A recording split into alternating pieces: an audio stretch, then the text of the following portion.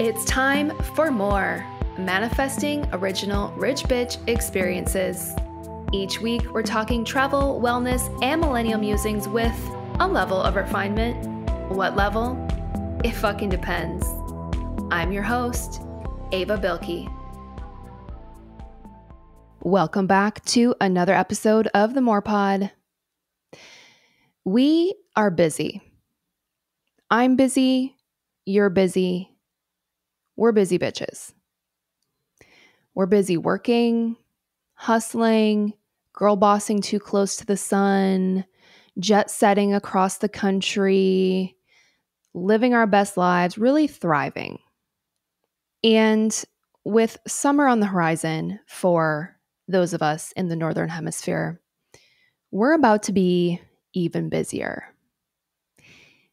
Summer is the season when more is really doing the most. Everyone comes out of hibernation. All of your friends want to hang out. Your family's expecting you at the picnic every fucking Sunday. There's a lot to do. And I thought this would be a perfect time to remind ourselves of the importance of self-care, especially when we're busy. Now, if I'm being completely honest, self-care is one of those things that in the past really quickly would fall off of my to-do list, especially in times of increased busyness. But through bouts of burnout and depleting myself through being too busy and not tending to my self-care, I've realized that this simply doesn't work. Self-care is so incredibly important, and it's arguably more important the busier that you get. Self-care is truly foundational, and it provides us that steady base that we need in order to get everything else done. Self-care has been proven to decrease anxiety, decrease depression, decrease stress. It also increases happiness. I don't know who doesn't want that. So if you find yourself heading into a space where your self-care is slipping, know that it's okay. It happens to the best of us. But I encourage you to get back on it because truly, without self-care, you have nothing. If you like visuals, I like to imagine self-care as the foundation of a house. Without the foundation of the house, you can't build anything else on top of it. Now, I mentioned that I didn't always prioritize my self-care. I used to treat self-care like the seasonal Christmas lights that would line the roof of the house for 3 months a year. And that's problematic because looking at self-care as just an icing on top of the cake, like a decoration, is missing the whole point of self-care. So if you too are treating self-care like those Christmas lights, I encourage you to flip the house. We've got to put self-care on the bottom. It's the foundation. I don't make the rules. I just share them. So knowing that self-care is so incredibly important and understanding that we are all busy, I thought it would be helpful to share some tips and strategies for prioritizing self-care and also really building self-care into a habit so that it does become something that is very natural, very second nature, something that you simply do along with all of the other basic functions that you do in a day to exist as a human. Before we get into those tips and strategies, I want to address the types of self-care because we've got a lot to work with here, right? So if you Google self-care, there's anywhere between 3 and 5 and 7 and 8 pillars. So it's true, self-care can span a lot of different areas of your life. It could be physical self-care, emotional, mental, spiritual, social, professional, financial. I mean, you get the idea here. For the purposes of Busy Bitches, I really want to focus on what I like to call fundamental self-care, really looking at the physical aspects of self-care. And I want to focus there because without those physical aspects of self care, your sleep, your nutrition, your hydration, your time in nature, exercise, it's hard to layer on top any of those other types of self care. So, in an effort to not overwhelm us, I really think that starting with physical self care is the best building block for the foundation. And once you've installed the physical self care building block, you can continue to layer in the other building blocks for this house. Okay. So, what are some strategies for implementing self care? First and foremost, treating self care like an appointment on your calendar. They say that what gets scheduled gets done. And I used to hate that saying because I'm like, why are we making self care so official and formalized and like businessy? However, after testing out the scheduling of the self care, I can 10 out of 10 confirm that it does indeed help get it done. So, the first strategy is to schedule your self care on the calendar. And you can make this fun. You know, if you like to color code things, you could put all of your self care items in orange or purple, pick your color. You could add little cute emojis to your self care appointments. Make them stand out on the calendar and make them look separate from all of your other meetings because they are. Putting these things on the calendar is the best way to start actually doing the self-care. The next tip for integrating your self-care is to find little micro moments throughout your day to do a tiny little something. I think oftentimes self-care as an idea can really snowball and it becomes really big and built up and like almost burdensome in our minds. This is the moment to remember that self-care can literally be 2 minutes of intentional breathing in between client meetings. Self-care could be making yourself a cup of tea when you have a little break in your day. It doesn't always have to be the big, grand gesture. And as such, looking for little micro moments is a really great way to start incorporating self-care, especially when you're feeling really busy. The next strategy is to make use of technology. So when you're busy and you're trying to get your self-care in, I love leaning on apps to make sure that I am taking time to exercise or meditate. So I might not feel like I can take 2 hours out of my day to go to a yoga class, but I do feel like I can take 20 minutes to pop open a yoga guided express class in my Core Power app, for example. Same thing with meditation. You might not have an hour at 5 a.m. to meditate before your day starts, but could you do a 5-minute guided meditation before bed? I think the answer is yes. So, looking to technology to really support your self-care journey when you don't have hours upon hours upon hours, the apps help. The next strategy for really making sure you're implementing self-care is to find a routine that works for you. I know that I've experienced a lot of triggers when it comes to self-care and noticing other people's self-care routines. We all know that one girl who has like a 3-hour morning routine, and it's so fucking annoying.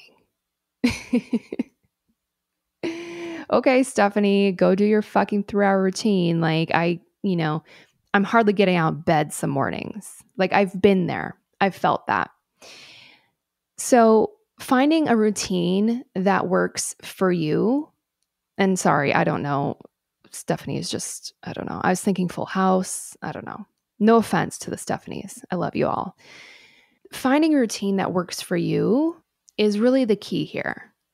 So this is something that could take time, a lot of experimenting with what is the self-care routine that I want to stick to. And maybe you have like a busy routine and a less busy routine. And when you are super busy this summer, for example, you do your express self-care routine. But it's really thinking about what series of self-care modalities do you want to incorporate into your life on a daily basis? And you'll know when you find the routine that feels good, because it won't feel like that big burden. It will feel like something very natural. Another great self-care strategy for busy bitches is quite literally setting boundaries and saying no. So, I've been doing a lot of boundary setting lately, and I know that it's not fun. It's not fun for other people. It's fun for you. But then when you set boundaries and you do say no, and you are more selective about how you spend your time, and you're making sure that you are carving out the space and protecting that space for your self-care routines, people are going to be pissed because it doesn't necessarily serve them, right? It serves you, which helps you serve other people. But when you set these boundaries and you hold the space and you say no, you're going to get a little bit of backlash. Now, I'm in this right now, and frankly, I'm hoping that eventually the backlash dissipates and this all feels great. But I am busy, and I have had to say no, and I've had to postpone and reschedule. And sometimes I start to feel a little bit selfish, but I know that's not true because, again, you have to serve yourself first and foremost. We're putting on our own oxygen masks, and everyone else simply has to deal with that. And maybe someday they'll realize that it's the best for everyone. We'll see. But saying no is another strategy that definitely is going to help protect your self-care time. So we have lots of different strategies here. All of these strategies for prioritizing self-care, but above and beyond the strategies, it's super important to actually turn your self-care into a habit that becomes something that you aren't even considering like a deliberate self-care moment. It's just something that you do. And that's when this becomes a lot easier. And when you are busy living your best life, you're not going to be so quick to ditch your habits, right? Because they're part of your routine. And regardless of where you are in your life cycle of business or wherever you may be traveling to in the world, or whatever sorts of interpersonal things might be coming up for you in your life, none of that is actually going to detract once you've formed your self-care into habits. So how do we do that? When it comes to making your self-care routine a habit, my number one tip for building the habits is actually habit stacking, meaning looking at things that you know that you do every single day and adding one of these self-care modalities to that habit. So, for example, every single day I wake up. What an easy one, right? Like we all open our eyes in the morning. So, knowing that that is going to happen, what could I then attach to that immediately as self-care first thing in the morning that becomes very easy? For me, it's a morning hypnosis that I play. So I quite literally turn off my alarm in the morning, open my eyes, and press play on this hypnosis. That was a very easy habit to build because I stacked it with the waking up in the morning. So habit stacking can be an incredibly helpful way to make sure that you are sticking to your self-care, especially when you're busy. Another way to turn your self-care into a habit is to implement a tracking system.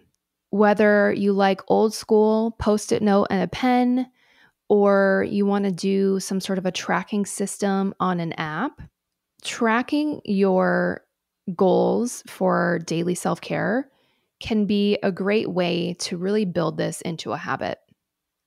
One of my mentors uses this app called Tally that is a habit tracking app, and you can literally write in anything that you want to track. Ounces of water consumed in a day, minutes of meditation, number of sit-ups. I mean, you could literally track everything. And so having something like an app that keeps you accountable is also a great way to build a habit, because there is no better feeling than checking something off of a list. I love to check something off of a list. So if you need a list that gets a check in order to build the habit, go for it. I also think that celebrating small wins becomes really important here when building these habits. So if you are keeping track on Tally or on a post-it note, set up little reward systems for yourself. Maybe you complete a full week of meditating for 10 minutes before bed. Pick a little something to celebrate that with. Go to your favorite coffee shop and get, the $10 latte, or give yourself 30 minutes to go frolic in the sun. Anything that will make you feel like you're doing a little celebration for accomplishing this self-care is a great way to continue building that habit. Personally, I'm not quite good at commemorating or celebrating progress. It's something that I'm working on, because I find that when I do take moments to celebrate those small wins and reflect on my progress, it helps to build momentum. It really is a moment of being your own cheerleader and saying, like, you're doing a great job. Society might not give you a gold star for drinking a gallon of water every single day, but you're going to give it to yourself, because that's huge. That's awesome. And the progress and the celebration of progress is something that should not be skipped. Lastly, I think it's really important when you are building your self-care habits to not compare to others. Comparing your own self-care practice to somebody else's is a terrible idea, because there are so many types of self-care. And all of us have unique lives and different calendars and different life situations. And different starting points, frankly. So if you're struggling to simply wake up on time every morning, don't compare your self-care routine to somebody who is practicing like a super extreme routine, like that's going to deflate. That's going to take the wind out of your sails real fast. So don't compare your self-care routine. We all have our own paths here. And staying out of a place of comparison will really help to feed the accountability tracking, the celebrating of the wins, and really honoring your own progress, because this is so incredibly unique to each individual. And I can't stress that enough. So please, please, please don't compare your self-care routine to anyone else's. Ever. Promise? Okay. So once we've identified these strategies for self-care and ways to incorporate self-care into a busy schedule and really making it a habit, I find that it becomes second nature. And it really won't matter how busy you are. It'll become part of your existence in a way. So I figured I would share my current self-care routine with you to give you an idea of what I'm working with as a busy bitch. I don't feel like I have a massive routine, but a few years ago, I had absolutely no self-care routine. And so again, I've made a lot of progress and I'm proud of this progress. And I hope that sharing my routine will also show you that this doesn't have to be major stuff. So when it comes to my self-care routine, I focus on the morning and the evening of my daily life. In the morning segment, the first thing I do when I wake up in the morning is I listen to a wealth embodiment hypnosis. It's 20 minutes long. I automatically press play on it every single morning. And I love this because I am feeding my mind really healthy thoughts first thing in the morning. After that is done, I wash my face. And something that I have habit stacked onto washing my face in the morning is using my gemstone facial roller. So for me, that's one little self-care practice that I love. And I have incorporated it in such a way that it's just automatic after I wash my face. From there, I have my morning water and then my morning coffee. It's the same water and the same coffee every single morning. It's very routine, but I know that I'm hydrating before I'm caffeinating, which is helpful. And I'm controlling my caffeine consumption because it's like I make this 12-ounce cup of coffee every single morning and then I'm set. As I'm having my morning coffee, I do morning pages journaling. So this is another self-care practice that I have built in to my day. I didn't always do this. And when I first started doing the morning pages journal, it felt like such a fucking chore. I was like, oh my God, I have to take 45 minutes and journal free flow for 3 pages. And I was really resistant to it in the beginning.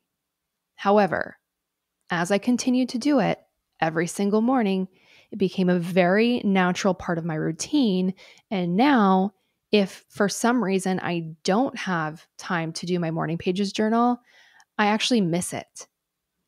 The morning pages journal for me is a time to continue to clear my mind. I have a very busy mind. And so if you have a very busy mind, you might also find this super helpful, but really just getting everything out of your brain from, I don't know, from the dream state you were in the night before, your lists and everything you're thinking about doing after your morning journaling. It's just a great place to dump all of that and start fresh. After my morning pages journal, I have my breakfast, and with my breakfast, which is something that I eat every day, I do the habit stack of taking supplements.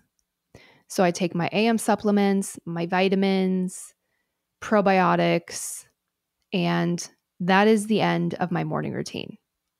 So I feel pretty good about this routine. It's significant, but it's not overachievery, like I'm not also running 15 miles first thing in the morning. Like that's not me. But over time with practice, I've built this routine to something that is my morning stack that works great for me. Now, second part of this is the PM routine. So in the evenings, I like to take a shower. I love a long shower. After that, or really in the shower, I'm doing my second face wash of the day. And then again, I am habit stacking the facial rolling after I wash my face in the PM. So I do this routine twice a day. Then I take my nighttime supplements, really just magnesium. Again, we're not going crazy here with the routine. Then I will read a few pages of a book. It might be 3 pages, it might be a whole chapter, but I just like to read a few pages of a book before I go to bed. I find that it helps me sort of turn off my brain and turn off the blue light devices, and then I go to sleep. So between the AM and the PM, I found that this sort of string of events has become a self-care routine that I can really do from anywhere at any time, regardless of how busy I'm feeling. And that routine is now what allows everything else to happen. From there, I will also layer in 1 weekly appointment and 1 monthly appointment. So, in the spirit of putting things on the calendar, every single week I have a personal trainer appointment. It's a virtual workout. It only takes 30 minutes of my day, and it happens for me once a week. It's on the calendar, same time every week, and it's basically a non-negotiable. And since it's on the calendar, and since it's not 7 workouts, it's like, girl, you can do 1. You can do 1, right? Yes, I can do 1. And I do it, and it feels really good when I do. Lastly, I love to layer in 1 monthly appointment. So this is something that feels like a little more special and a little more fun, but it's still physical self-care. So once a month, I will either do an acupuncture treatment or a facial. And same thing. They're scheduled in advance, they're on the calendar, and I make sure to protect my time for those self-care moments, and I love doing them. The monthly self-care appointment is probably the first one to fall off for me when, I don't know, shit just really hits the fan. But for the most part, it's like you can do once a month. You can commit to doing something really fun and enjoyable for your physical self-care once a month. And look, it's already on the calendar, so here we go. And usually that works pretty well. So that's it. That's the current state of my self-care routine. It feels manageable. I don't feel like I have the most extensive self-care routine in the world. I also don't feel like I have the shittiest self-care routine in the world. So for me, it works, and that's the important thing. So there we have it. Self-care for busy bitches. We have our strategies for fitting in our self-care. We have our ways of building the self-care into habits. And these really are foundational elements of our lives. And so once we've nailed the self-care, we can truly take on all the things. We can continue girl bossing super close to the sun. We can continue jet setting. We can continue having fun and thriving, living our best lives. And it's all because we have made self-care a non-negotiable, even when we're busy. So let's transition into this week's Love It or Leave It. What I'm loving this week is a couple things. First off, I baked probably the best cake I've ever made over the weekend. So it was my mom's birthday. We were celebrating her birthday, and I wanted to make her a cake. And my mom's favorite kind of cake is carrot cake. And I had never made a carrot cake before. Like, obviously, keep it to chocolate, vanilla, something simple, something reasonable. But I came across this recipe for the perfect carrot cake with cream cheese frosting. And it's from Joy the Baker. And I've made a few of her cakes in the past. They've all been delicious. And so I made this carrot cake. And to give you an idea of the level of commitment here, I was hand grating carrots, like washing, peeling, and grating carrots. Why? That's what the recipe called for. I bought a whole nutmeg, which I didn't even know existed, and ground fresh nutmeg. Why? Because that's what this recipe called for. So it was highly involved, but it was so incredibly delicious. When I say it's the best cake I've ever made, it's the best cake I've ever made. And my mother's feedback was that it was the best carrot cake in the world. So I think I accomplished my goal with that cake. Absolutely fucking love it. It was so good. I'm also loving this little handy water bottle accessory that I recently discovered. So I use a Swell stainless steel water bottle. I'm obsessed with this water bottle. I carry it everywhere with me, and I have just one of them. It's like my water bottle. In a recent tragic turn of events, I dropped my Swell water bottle and it hit the pavement and dented in such a way that it could no longer sit flat, rendering this water bottle unusable. And I was upset, not gonna lie, but I had a good run with this bottle because I had used it every single day for probably 5 years. But out with the old, in with the new, I ordered a new Swell water bottle. But what I'm loving that I newly discovered is that they now make a water bottle bumper.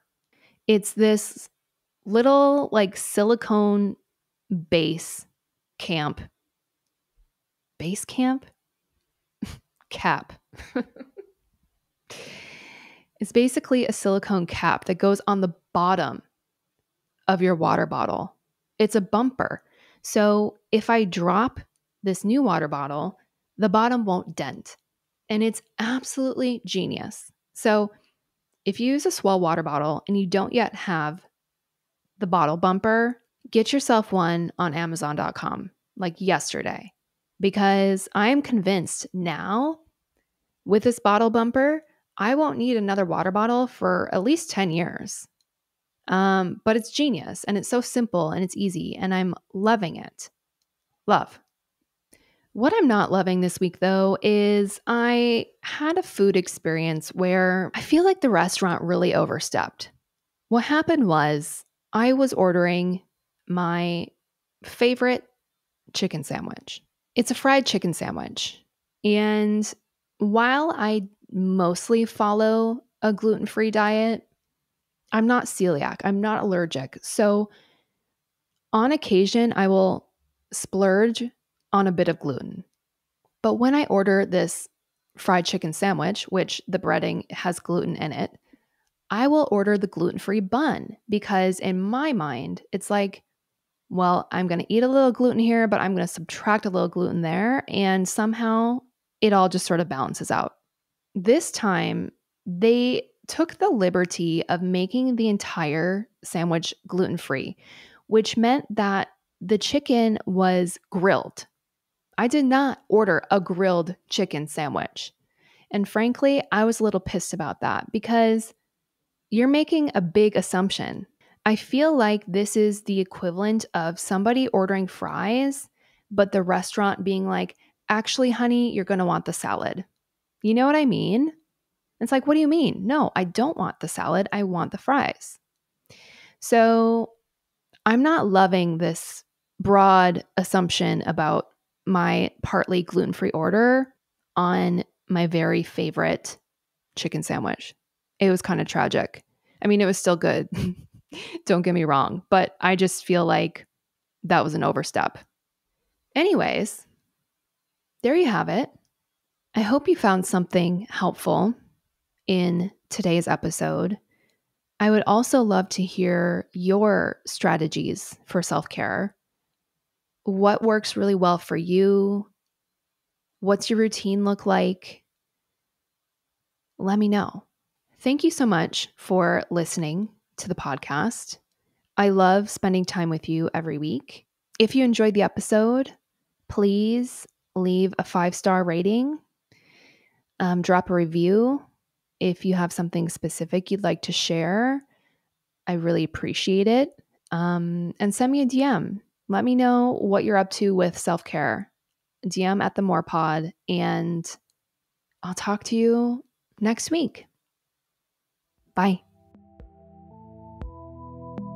Listen to the More Pod every Wednesday as I share the things that make me more me and discover a thing or two to make you more you.